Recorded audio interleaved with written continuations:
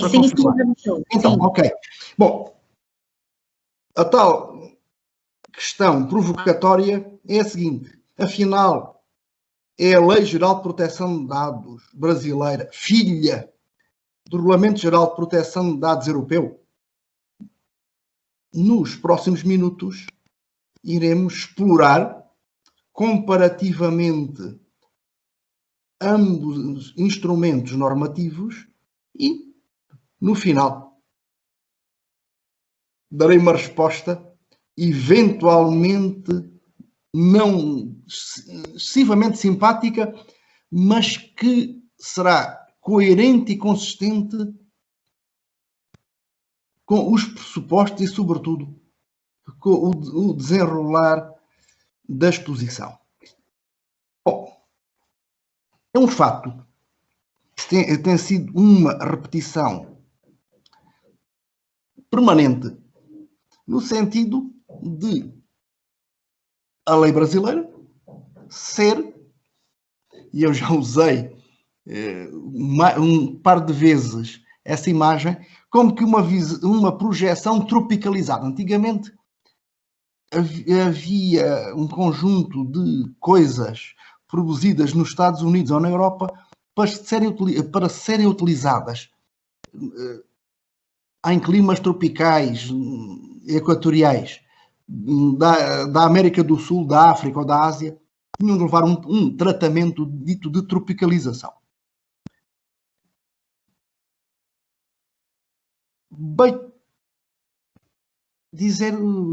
para começar a dizer o seguinte: diferentemente do que muitas vezes pensam ou se pensa, o regulamento europeu não surgiu em 2016 para depois de uma vacácio, de um período de adaptação relativamente longo, mais de 2 anos, ter entrado em vigor a 25 de maio de 2018 e, com a agitação dos mídia, uma forte agitação dos mídia no Brasil, isso fez com que desencalhar os projetos legislativos que se encontravam tanto na Câmara dos Deputados como no Senado brasileiro, e quase instantaneamente foi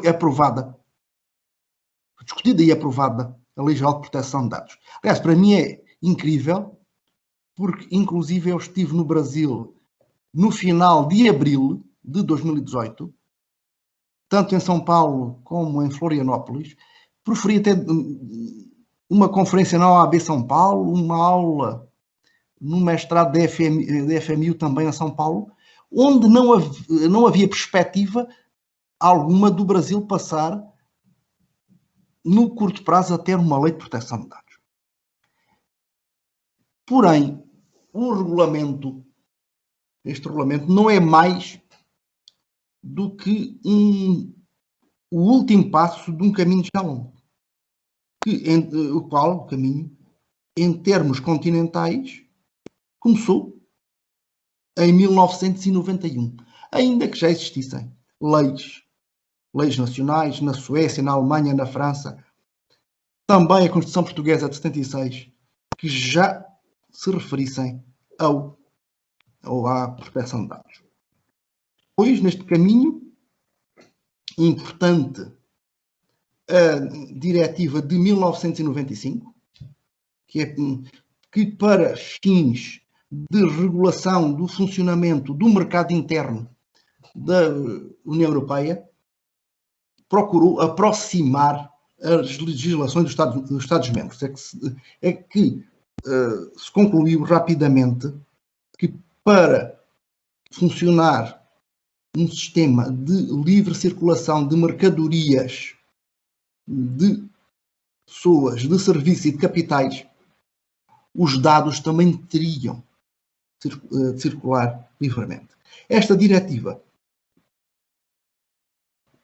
veio a constituir o centro de um autêntico microsistema com outros diplomas, dos quais creio que o mais importante foi uma diretiva, uma primeira versão de 97, mas uma diretiva de 2002 que se mantém hoje em vigor enquanto não tivermos também um regulamento, que aliás isso está em discussão, novo regulamento desde 2017, abre aqui um pequeno parênteses. Um regulamento é como se fosse uma lei. Não se confundam com a designação, porque na terminologia jurídica, tanto portuguesa quanto brasileira, um regulamento é um ato normativo correspondente à função administrativa, não à função legislativa, e o regulamento, além de não ser inovador, destina-se à melhor execução, ou promover a melhor execução de uma lei ou de um conjunto de leis. Na União Europeia, o regulamento é diretamente aplicável a todas as entidades públicas e privadas e não necessita de qualquer interposição pelas autoridades nacionais. Diferentemente disso, uma diretiva estabelece objetivos, assim como um prazo, para que os Estados alterem os seus ordenamentos internos no sentido de atingirem os objetivos da diretiva. Bom, isto são umas definições telegráficas. Haveria muitíssimo para dizer. Aliás, nunca conseguimos dar aula de menos de 1 a 2 horas por cada um. Depois também é importante o Tratado sobre o Funcionamento da União Europeia e Cartas Fundamentais da União Europeia passaram a ter uma especial importância depois do chamado Tratado de Lisboa de 2007, que após as devidas ratificações entrou em vigor em 2009, que o que fizeram foi constitucionalizar a proteção de dados. Aqui houve, aliás, há até já o último importante da semana passada, o último acórdão, o La Quadrature du Net, do dia 6 de outubro. Mas a jurisprudência do Tribunal de Justiça tem aqui um grande papel. Desde o início do século, aliás, o primeiro acórdão teve até alguma graça e tinha que ver com uma catequese luterana na Suécia, onde o catequista colocava informações diretamente num site, nomeadamente quem tinha ido naquele domingo, quem não tinha ido, aquele domingo de manhã fazem lá as catequeses, quem é que não tinha ido porque tinha um braço partido. E isso depois deu foi um processo que chegou até ao Tribunal de Justiça. Se é assim, na União Europeia, temos aqui um caminho longo. No Brasil, a Lei Geral de Proteção de Dados é uma novidade, ainda que seja uma novidade relativa. Quer dizer, desde abril de 2014, já tinha o Marco Civil. Eu recordo de umas conferências longas, que creio que não na Unime, conferências longas minhas em Salvador. Também na sequência de um convite muito gentil da professora Iracema, onde eu tratei em termos também provocatórios de alguns aspectos do Marco Civil. Aliás, se bem me lembro, a minha palestra teve por título "E se o Brasil ficasse na Europa?". Isso tinha que ver com uma análise, ou teve que ver com uma análise do Marco Civil à luz dos critérios de um outro acórdão do Tribunal de Justiça da União Europeia, o acórdão Digital Rights Ireland, a propósito do que aí o Marco Civil designa por registros de conexão e prazos de conservação do registro de conexão em contexto de proteção de dados pessoais. Bom, ainda assim, temos aí também, até interessante porque até tem uma importância significativa para o sistema legislativo brasileiro, agora com o LGPD, que é o decreto que regulamentou o Marco Civil. um decreto de 11 de maio de 2016, ainda sancionado pela Presidente Dilma Rousseff nos últimos dias de mandato, praticamente os últimos atos aprovados, mas o qual não foi revogado, não é incompatível materialmente com a LGPD e que nos serve designadamente para densificar a própria noção de dado pessoal que temos na LGPD.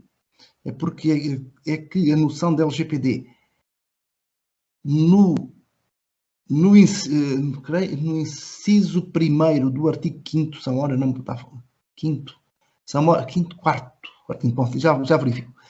Não me está a falhar, e talvez esteja, é uma definição sintética, enquanto que a definição de dado pessoal no decreto é analítica e ajuda bastante a entender uma série de coisas.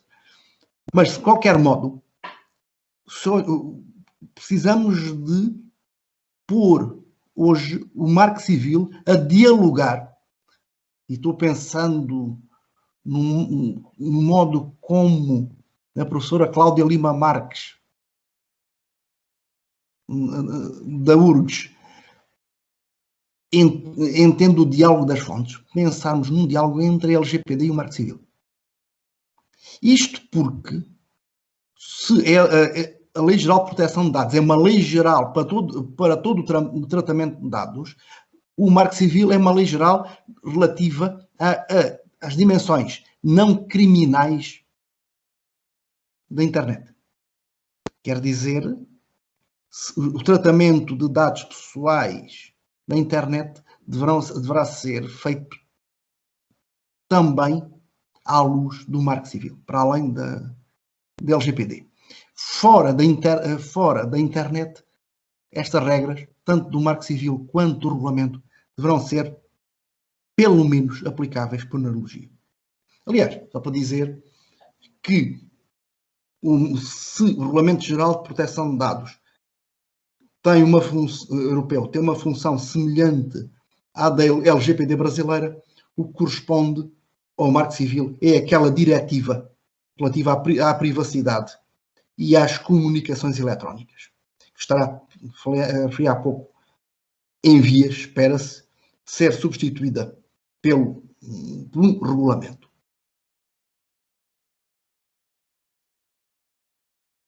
Bem, ademais do Marco Civil, o Brasil também tinha outros regimes de proteção de dados, ainda que fragmentários, como no Código de Defesa do Consumidor ou na Lei de Acesso a Informações Públicas. Uma falha, a meu ver, importante, e é uma falha que não é só entendida por mim, como veremos já a seguir, é que a Constituição Federal só trata da questão da proteção de dados de uma forma de dizer fragmentária e indireta. Isto porque o faz a propósito do respeito pela vida privada, no artigo 5º, inciso 10, e a proteção de dados tem que ver com privacidade, mas não só com privacidade. Além disso, e eu tenho notado a doutrina brasileira muito distraída, o inciso 72 do mesmo artigo refere-se ao habeas data. Ora, o habeas data é uma das componentes da proteção de dados. E essa referência já podia ter sido muito aproveitada, tanto pela doutrina como igualmente e talvez mais ainda para a jurisprudência, no sentido de ir construindo, até antes da LGPD, um regime brasileiro na proteção de dados, pelo menos no que toca aos acessos. Se existe o acesso pela lei de 11 de novembro de 2011 a informações públicas, também teríamos aqui um fundamento para o acesso a informações privadas. Como isto já foi visto, neste momento está em andamento no Senado uma PEC, uma proposta de emenda à Constituição, para inserir no artigo 5º, um inciso 12A, estabelecendo que é assegurado, nos termos da lei, o direito à proteção de dados pessoais, inclusive nos meios digitais. A doutrina tem vindo a trabalhar estas questões, perdão, a jurisprudência, tratar estas questões. Eu já, em determinadas alturas, estudei. Há um aspecto importante, mas que não trataremos hoje, porque nos levaria muito tempo, que é o do esquecimento.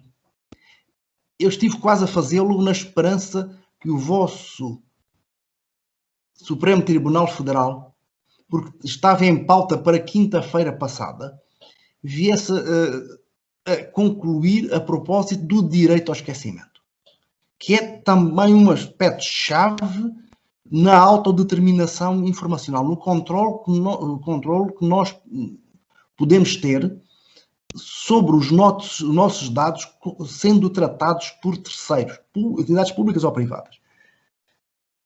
Bom, por isso eu fiquei em suspenso. De qualquer modo, desde 2012, com o chamado caso Xuxa, o STJ tem tido umas posições que até estarão agora em crise, inclusive é porque alguns tribunais de justiça, designadamente o de São Paulo e do Rio de Janeiro, nunca seguiram a doutrina nesta matéria do STJ. Bom, mas pensemos, para pensar em termos de confronto, arrumando ainda que muito rapidamente aspectos históricos, qual será o padrão europeu? Eu usei este padrão europeu também em termos provocatórios, porque em certa altura aí no Brasil falou-se no padrão FIFA. E assim, bom, se falam em padrão FIFA, quero falar em padrão europeu. Que o temos no Tratado de Funcionamento da União Europeia depois de Lisboa, artigo 16, aliás,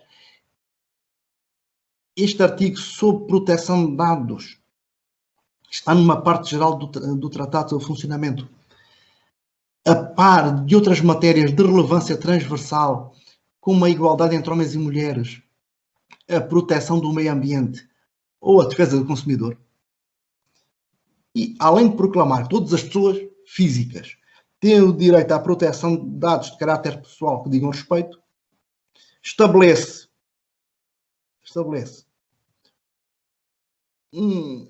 poderes para o Parlamento Europeu, onde estão os deputados eleitos pelas populações, e também o Conselho, onde estão dados os governos,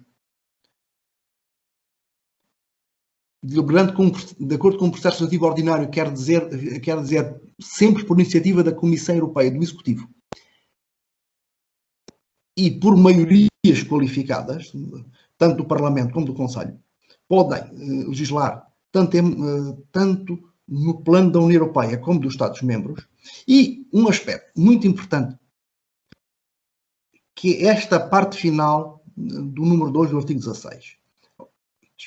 Tomem nota. A observância dessas normas fica sujeita ao controle de autoridades independentes. Além disso, aponta para regimes especiais, ainda que não afastando a disciplina da proteção de dados no âmbito da política externa e de segurança comum, quer dizer, relações exteriores e defesa. Igualmente, na Carta dos Direitos Fundamentais da União Europeia, no artigo 8º, que é interessante porque é interessante para nós e também para vocês, creio eu, porque tal como está sendo proposto e já foi aprovado em primeira leitura no Senado, uma distinção entre proteção de dados e reserva da vida privada ou privacidade em sentido restrito, também na Carta dos Fundamentais Europeus, dos Fundamentais da União Europeia, temos no artigo 7º o respeito pela vida privada e familiar, e no artigo 8º a proteção de dados.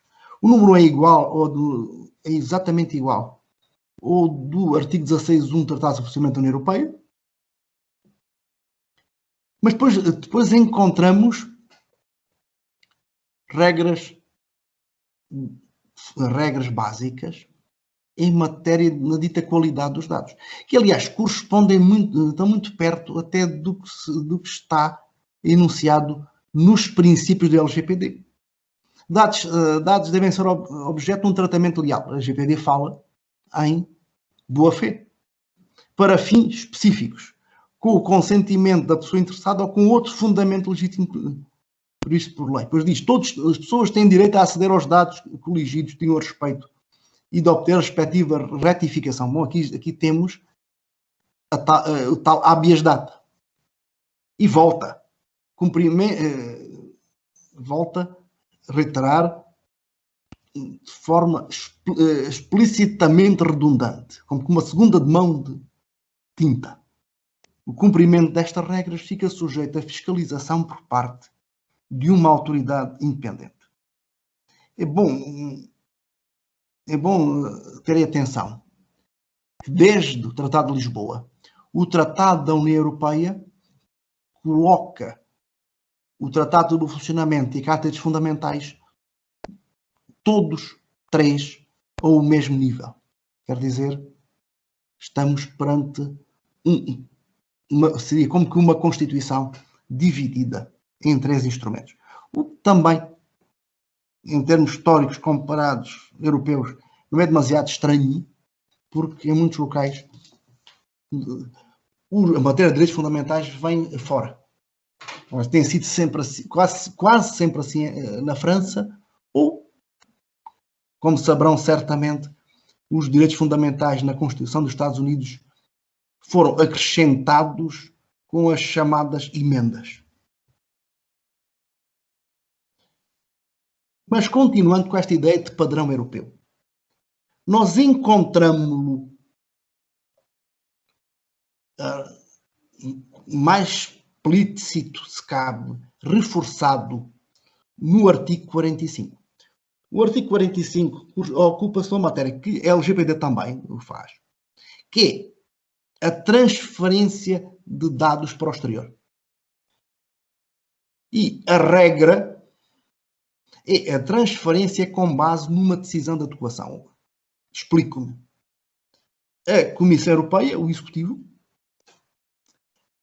estuda, avalia uns sistemas de proteção de dados de outros países e, se os considerar suficientemente compatíveis com o europeu, passa a permitir que os dados tratados de cidadãos que estejam na União Europeia, não têm que ser necessariamente cidadãos ou residentes, seria, inclusive, por exemplo, de cidadãos brasileiros turistas que tivessem os dados tratados por empresas hoteleiras ou companhias aéreas na Europa, nem sequer teriam que ser companhias aéreas europeias, podia ser uma companhia aérea brasileira que sirva à Europa, mas que faz tratamento de dados a partir dos aeroportos que serve. E vejam quais são os critérios deste artigo 45.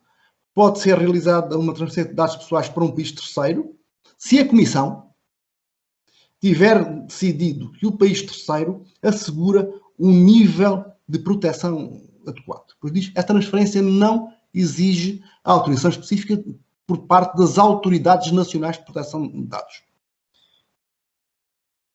E qual é o padrão? Número 2. Vejam.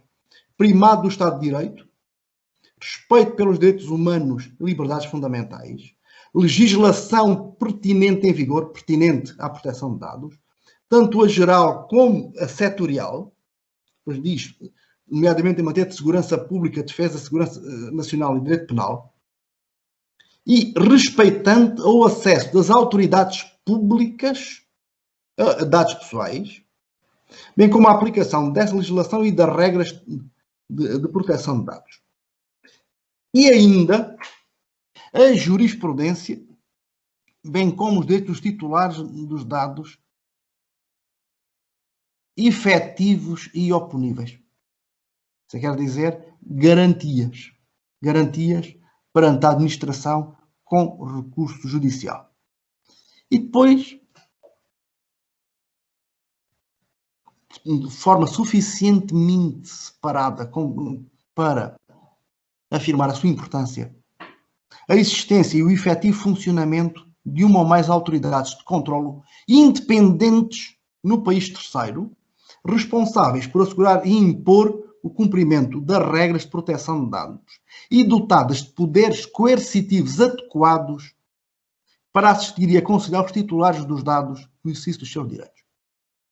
Quer dizer, como já constava, quer do Tratado de Funcionamento da União Europeia, quer da Carta dos Direitos Fundamentais da União Europeia, o existir uma autoridade independente, leia-se, separada,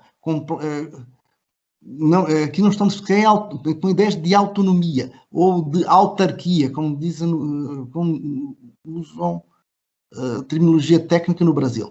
Temos de ser autoridades independentes dos executivos.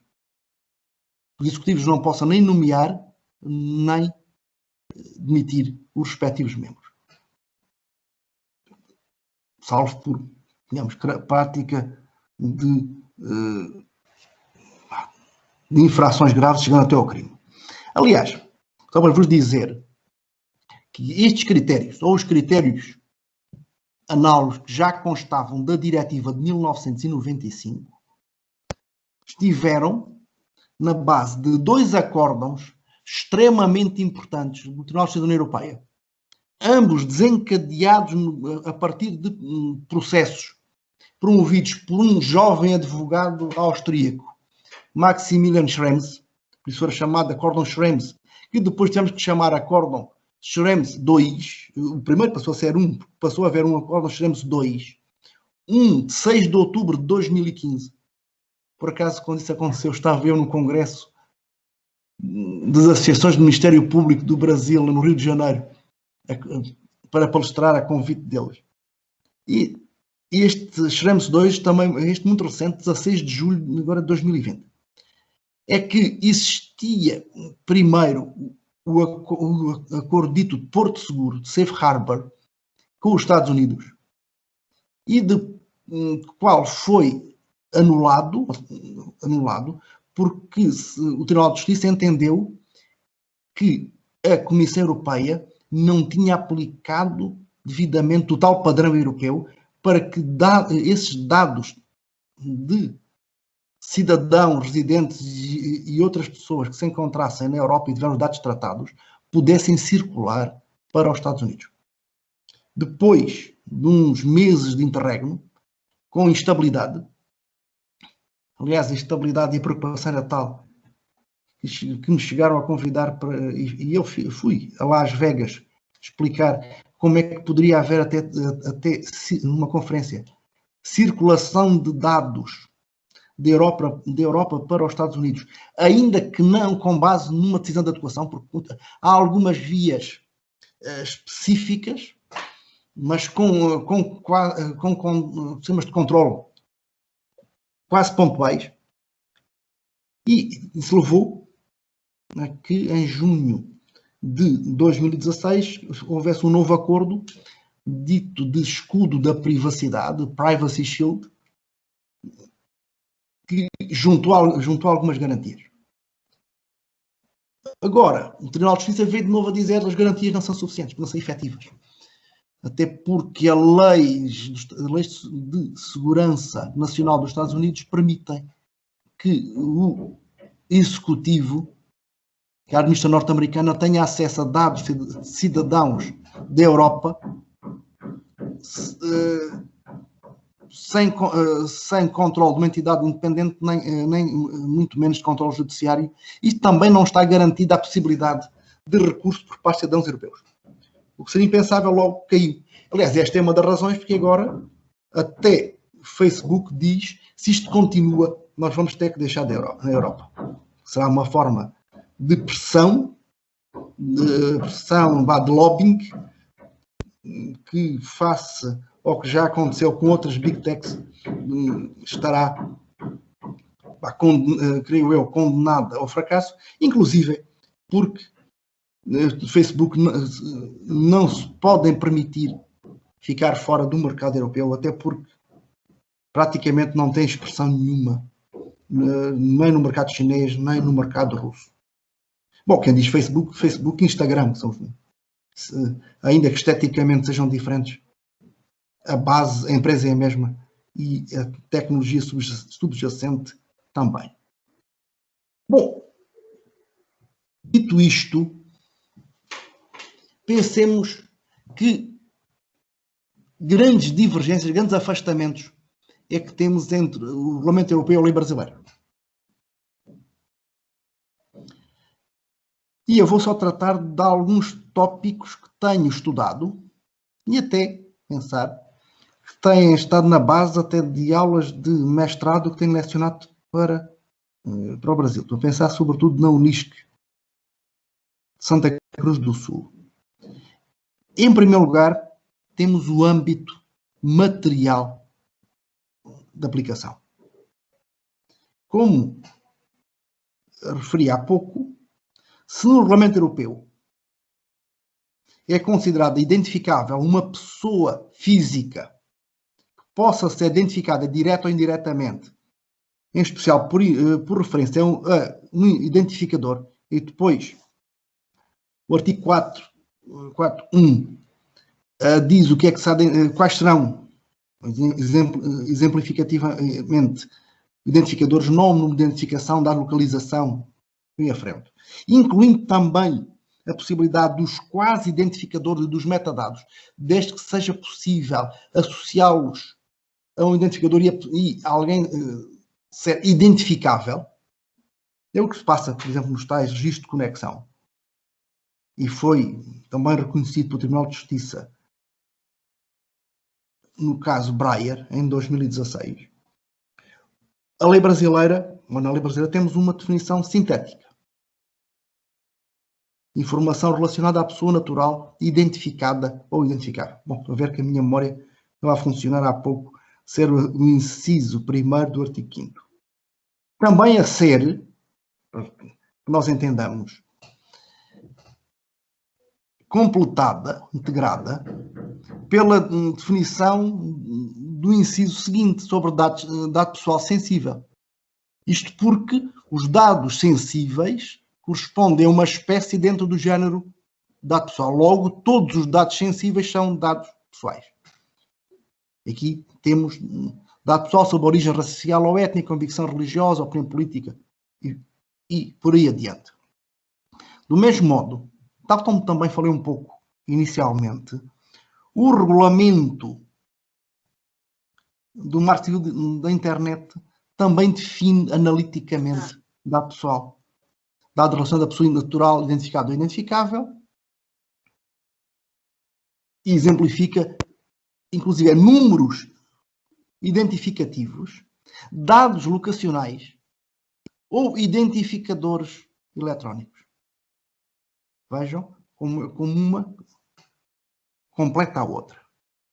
No entanto, o problema maior, e eu tenho vindo a trabalhar, inclusive a publicar algumas coisas sobre isso, tem a ver com os dados anonimizados do inciso 3º desse mesmo artigo. Serão dados relativos a titulares que não possam ser identificados. E acrescenta logo, considerando a utilização de meios técnicos razoáveis e disponíveis na ocasião do seu tratamento. O que é depois explicado no artigo 12, quer no caput, quer no parágrafo 1º. Diz, os dados anonimizados não serão considerados dados pessoais para o fim desta lei, salvo quando o processo de anonimização ao qual foram submetidos for revertido, utilizando exclusivamente, veja o advérbio de modo, meios próprios, não por terceiros ou pelo próprio, mas com meios de terceiros, ou por parte de terceiros, ou quando, de novo, refere, com esforços razoáveis, poder ser revertido. E depois, no parágrafo primeiro, diz o que é o razoável. Há dois objetivos: custo, tempo e tecnologias disponíveis. Tecnologias disponíveis no momento da anonimização. Os dados deixam de são separados. E depois, em termos também, a este propósito, no parágrafo seguinte, poderão igualmente ser considerados como dados pessoais aqueles usados para a formação de perfil comportamental, e já lá iremos, de determinada pessoa natural, mas apenas se identificada. Quer dizer, não possa ser identificável, mas só se identificado. O regulamento europeu vai por outro caminho, quer dizer, temos que os princípios, isto é, não considerando a parte preambular, mas com grande importância interpretativa, que os princípios de proteção de dados não devem aplicar a informações anónimas. É dizer, as informações que não digam respeito a uma pessoa física, identificada ou identificável, nem dados pessoais tornados de tal modo anónimos que o seu titular já não possa ser identificado. Isto ainda ficou muito mais claro com um outro regulamento. Tem uma matéria também que eu tenho dado a trabalhar muito nos últimos meses, que é o regulamento de 14 de novembro de 2018, sobre o livre de fluxo de dados não pessoais na União Europeia. No Brasil há um plano nacional para a internet das coisas, mas ainda não chegaram aqui à disciplina dos dados não pessoais, que diz também, considerando algo muito importante. Isto, se os progressos tecnológicos permitirem transformar dados anonimizados em dados pessoais, esses dados devem ser tratados como dados pessoais e o Regulamento Geral de Proteção de Dados deve ser aplicado em conformidade. Ora, desde há bem mais de 10 anos, que se sabe, e inclusive pareceres publicados por grupos de trabalho dentro da União Europeia, a esse propósito, que a anonimização é reversível. Sobretudo se forem aplicadas técnicas centradas em inteligência artificial. Ora, o que se passa é uma grande diferença entre o Regulamento Europeu e a LGPD. É que o risco, enquanto que na União Europeia o risco de repersonalização dos dados, ou seja, se está a trabalhar com dados não pessoais, e seja, a partir do momento em que é possível, e reidentificar esses dados, o risco é usar aí a terminologia brasileira, lei brasileira, do controlador. A LGPD, a vossa lei, exclui explicitamente a responsabilidade civil, artigo 43, inciso 3º, e as sanções administrativas, artigo 52, parágrafo 1º, inciso 8, relativamente ao que seriam riscos de desenvolvimento. Quer dizer, temos um sistema antagónico. O que é que temos aqui? Um primeiro e importante indício, que a lei brasileira, por decisão plenamente soberana, entendeu deslocar riscos dos controladores, quer dizer, das organizações públicas ou privadas para os cidadãos. Ou seja, uma menor proteção dos cidadãos face às organizações, por decisão legislativa. Que eu vejo, tomo nota, não vou dizer, não critico, mas constato a diferença. Um outro problema da chamada accountability. Não gosto muito destas terminologias em inglês, mas esta está razoavelmente consagrada. Ou seja, da chamada responsabilidade proativa, ou seja, responsabilidade na efetivação dos princípios e regras, quer do regulamento europeu, quer da lei brasileira, mas, e desde o início, não uma responsabilidade no sentido de vir a ter de responder, quer civil, quer administrativamente. Ora, o que é que nós temos? No regulamento europeu, esta responsabilidade do controlador incide tanto no momento da definição dos meios de tratamento, como no momento do tratamento. Ainda diz, com medidas técnicas e relativas adequadas e destinadas a aplicar com eficácia os princípios da proteção de dados. Além disso, temos que a avaliação de impacto, tenho já que adiantar, a terminologia na lei brasileira é de relatório de impacto. O legislador brasileiro colocou o foco no documento final, que é o relatório, o legislador europeu, a propósito de todo o procedimento de avaliação. Aliás, esta avaliação de impacto é um instituto criado e desenvolvido no seio do direito do meio ambiente e que foi explicitamente importado para o direito à proteção de dados. Mas estava eu a dizer que, sendo necessárias análises de risco permanentes, que a avaliação de impacto, o tal relatório de impacto, deve ser feita sempre que um certo tipo de tratamento for suscetível de implicar um elevado risco para os direitos e liberdades das pessoas físicas. No entanto, a lei brasileira tem uma visão muito mais restrita. Quer dizer, quer a accountability, quer os relatórios de impacto são limitados a questões de segurança dos dados. Não do tratamento, do conjunto do tratamento dos dados, mas da segurança do tratamento. Quer dizer, não exige face ao próprio controlador. Isso é feito para prevenir situações de incidentes de segurança, acessos por terceiros, não autorizados designadamente, mas não face ao próprio. O que é uma grande diferença. Aliás, é assim, vejam nesta ligação entre o artigo 7º e o artigo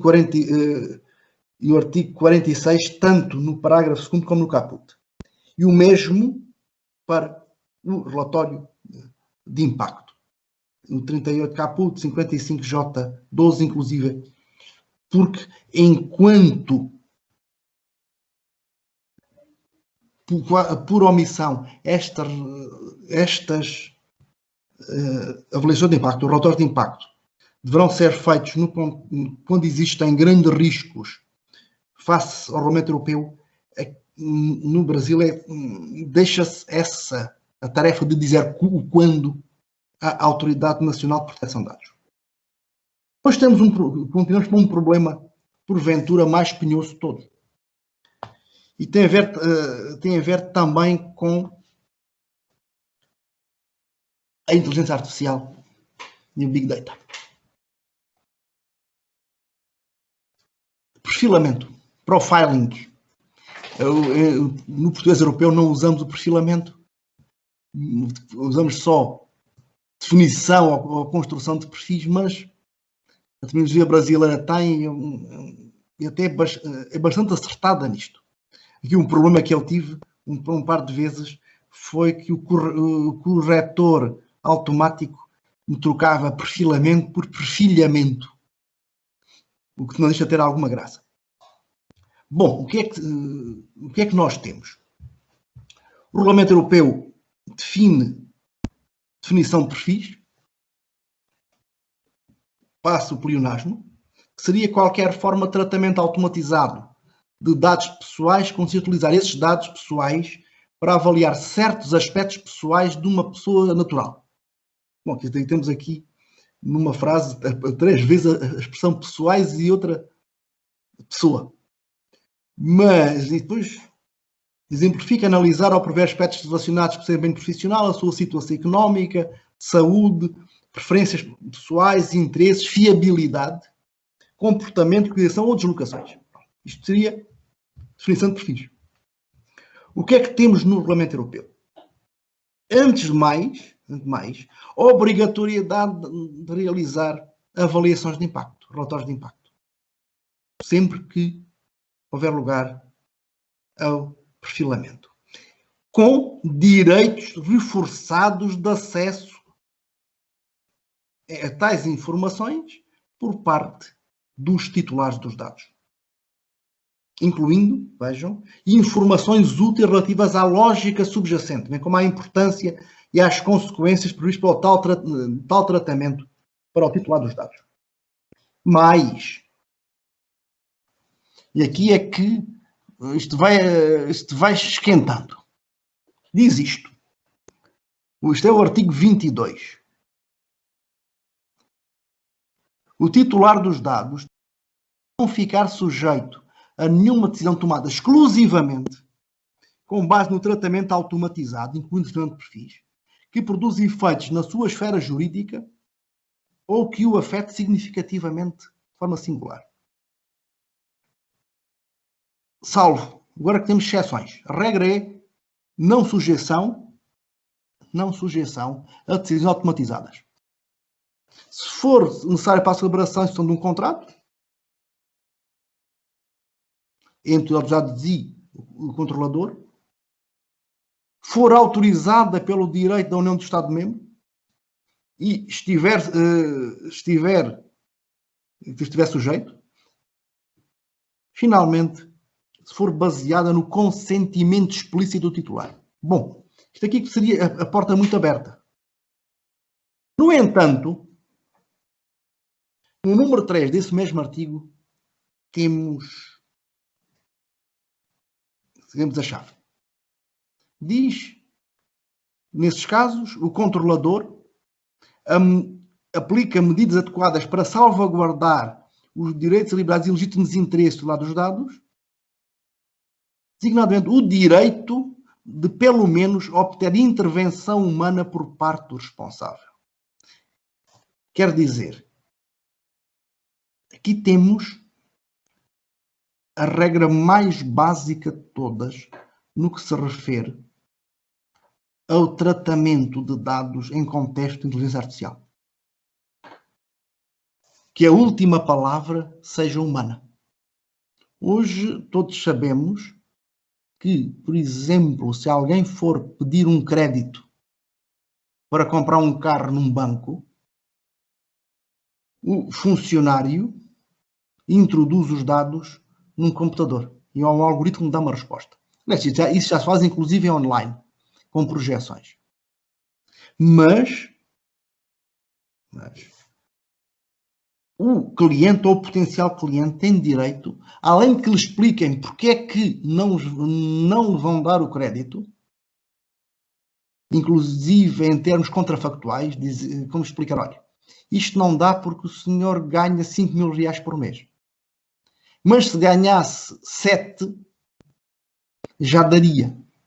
Mas, ainda que seja relativamente difícil, a um gerente ou um outro funcionário de um banco que tenha poderes para isso, contrariar, por assim dizer, o resultado do processamento por um algoritmo, deverá poder fazê-lo. Por exemplo, o gerente poderá saber o seguinte, que tem uma cliente que é tia com um grande património. E ele pode dizer ao cliente, olha,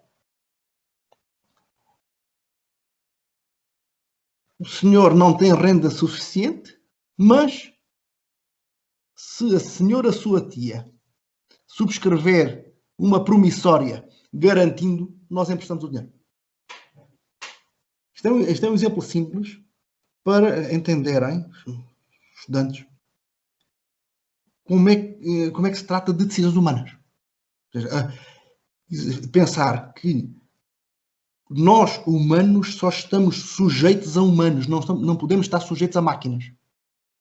Porque aí já teríamos passado um novo Rubicão. Pensar ali tal como o Júlio César, que era um rio pequenino, na Toscana, a Itália, onde nenhum general podia entrar à frente do seu exército para garantir a segurança da República. Era um nec plus ultra. E aqui também temos isto. Olhemos para a lei brasileira. Ora, a LGPD, em vez de se referir a perfilamento, centra-se num outro aspecto, mas vai ser exatamente a mesma coisa, que é o uso compartilhado de dados. Aliás, esse compartilhamento de dados vai permitir interconexões, sobreposições que levam ou possibilitam a construção dos perfis. E temos inciso 16 do artigo 5º. Comunicação, difusão, transferência internacional, interconexão de dados pessoais ou tratamento compartilhado de bancos de dados pessoais. Aqui temos uma grande diferença no Brasil entre o setor privado e o setor público. O setor público administrativo, estou a pensar, o setor público empresarial estaria na lógica do privado e os setores de segurança estão simplesmente fora da LGPD. Diz isto. Se no setor privado, para o compartilhamento, o controlador deverá obter consentimento específico do titular para esse fim, depois de facultar informações específicas, assim, parágrafo 5º do artigo 7º do inciso 5º do artigo 9º, embora também seja permitido, é assim uma fuga, quase um alçapão, no parágrafo 3º do artigo 11, que é a comunicação ou uso compartilhado de dados pessoais sensíveis entre controladores com o objetivo de obter uma vantagem económica, diz, poderá ser objeto de vedação ou de regulamentação por parte da Autoridade Nacional. Poderá. Até o ser está liberado. Isto, uma interpretação simples, a contrário do senso. Bom, temos aí limitações para o uso compartilhado, ainda que seja admitido, no setor privado. Já no setor público é o contrário. Artigo 26. O compartilhamento é a regra, embora deva atender a finalidades específicas de execução de políticas públicas e de atribuição legal pelos órgãos e pelas entidades. Professor Macedo. Eu passo ao tempo e estou quase a acabar. Obrigada. Bom, dizer o seguinte, e eu vou acelerar. No entanto, chegarmos ao artigo 7º, inciso 3º, para o tratamento e uso compartilhado de dados necessários à execução de tais políticas públicas, nem é necessário o consentimento dos titulares. Nem mesmo para o tratamento de dados sensíveis. Só a vedação, a restrição, é transferir tais dados para entidades privadas. Embora, no artigo 26, para primeiro, temos muitas exceções. E também o artigo 27 preveja uma intervenção da Autoridade Nacional, a qual ainda pode estabelecer, regulamentando novas regras. Ora, vamos dizer que esta ideia, esta possibilidade de compartilhamento de dados na administração pública, e o objetivo é sempre maior eficiência, planejamento e execução de políticas públicas. Isto não é novo. Já estava, ainda que apenas com um decreto, ainda do governo Temer, de 20 de junho de 2016, ele foi um dos primeiros, com referência apenas aos poderes constitucionais do Presidente da República, admitir este compartilhamento. O que temos aqui, não vou dizer grave, mas importante, é que a LGPD vê legitimar isto. E depois permitiu, com referência expressa à LGPD, num decreto de 9 de outubro de 2019, há pouco mais de um ano, este compartilhamento. O que é que temos aqui? Tornou viável, lícito, a criação de perfis detalhados de cada cidadão, inclusive com fins preditivos. Não se assustem, não sei se devem assustar demais, mas o que temos é a possibilidade de um Cambridge Analytica funcionando a partir do Planalto. Literalmente. Porque eu digo que isto é preocupante para a qualidade da democracia no Brasil, sobretudo se atendermos como é que ficou a Autoridade Nacional de Proteção de Dados. Bom, também dá muito pressa com esta matéria, devido a umas vicissitudes complicadas, com a medida provisória de 27 de dezembro de 2018. Também não, praticamente nos últimos dias do mandato do presidente Temer, depois do modo como é que essa medida provisória foi tratada pelo Congresso, com intervenção inclusive do atual Presidente da República. O que é que caiu no caput do artigo 20? A exigência da revisão das decisões feitas por uma máquina ser sempre por pessoa natural. Caiu. Aliás, caiu porque faltou um voto no Senado e o senador que faltou até tinha uma opção diferente. Quer dizer, tanto quanto eu sei, o Brasil é o único país onde uma decisão tomada sobre um ser humano por uma máquina poderá ser revista por outra máquina sem intervenção humana. O que eu não vejo sequer como é que isto depois vai bater certo com os princípios da OCDE em matéria de inteligência artificial, que o Brasil, embora não seja membro da OCDE, subscreveu a 22 de maio de 2019. Para terminando, temos o regulador. Nós fomos vendo que na União Europeia,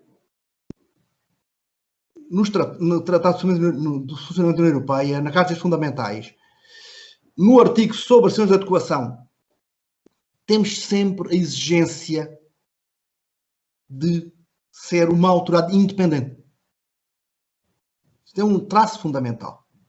Ora, na LGPD e telegraficamente, o que é que diz?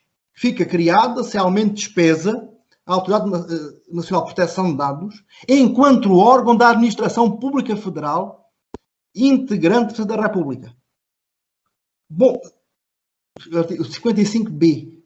No B só que diz que é assegurada a autonomia técnica e decisória. Bom, e na melhor das hipóteses, durante um período de 2 anos, experimental, os parágrafos 1º e 2º do artigo 55A dizem que será possível, por decisão do Executivo, a transformação da ANPD em autoridade da Administração Pública Federal indireta, submetida a regime autárquico especial e vinculada à Presidente da República. Bom, se me permitem, perante isto, perante as questões relacionadas com a repersonalização de dados anonimizados, de questões relacionadas também com o perfilamento, no que se refere ainda mais à não garantia da independência da Autoridade Nacional de Proteção de Dados, Isto se a lei brasileira é filha, e usando um termo já em desuso no direito, será uma filha espúria, não estará, pensando nós em termos de direito romano, não é apta a ser conhecida pelo pai, que a poderia deixar ao relento.